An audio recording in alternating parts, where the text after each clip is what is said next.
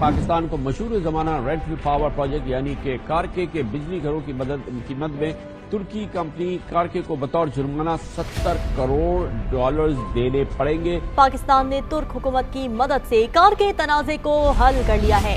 पाकिस्तान को अब rental power plant case में कारके को 1 अरब 20 करोड़ डॉलर हर्जाना अदा नहीं करना पड़ेगा। पाकिस्तान को रिकॉर्डिंग केस में तकरीबन 6 अरब डॉलर जुर्माना। ज़राए के मुताबिक पाकिस्तान को 4.08 अरब डॉलर हर्जाना 1.83 अरब डॉलर देना होगा।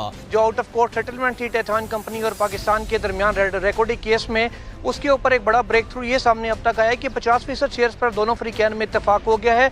जब पहले माजी में ये मुआहिदा हुआ था जिसको सुप्रीम कोर्ट ने कलअदम करार दिया था, जिसके बाद जुर्माने पाकिस्तान को हुए। सीपैक के तहत कराची और लाहौर में लगने वाले 2 कोल पावर प्लांट्स भी 483 अरब रुपए से ज्यादा इजाफी मुनाफा कमाएंगे। साहिवाल और पोर्ट कासिम पावर प्लांट्स अपनी 30 साल लाइफ में 483 अरब रुपए का इजाफी मुनाफा कमाएंगे। सस्ती बिजली खरीदने की कोशिशों में PTI हुकूमत ने एक और संगे मील अबूर कर लिया। हुकूमती टीम के मजीद 6 IPPs के साथ मुज़ाकरात कामयाब हो गए।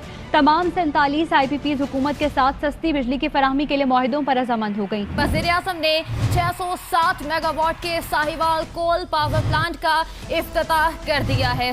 बदकिस्मती से ये जो हमने गलत फैसले किए, हमारे पास इतनी ज्यादा बिजली बन सकती थी दरियाओं से, हमने उसके बजाय इंपोर्टेड फ्यूल के ऊपर बिजली बनानी शुरू की। जो ब्रेंट की कीमत यानी कि जो ऑयल की कीमत इंटरनेशनल मार्केट में होगी, उसकी 3 माह की औसत का 13.37% होगा, जो कि पाकिस्तान अदा करेगा। पाकिस्तान और कतर के दरमियान LNG खरीदारी का 10 साला मुआहिदा तय। मुआहिदा नून लीग के दौरे हुकूमत के मुकाबले में 3% कम कीमत पर तय पाया।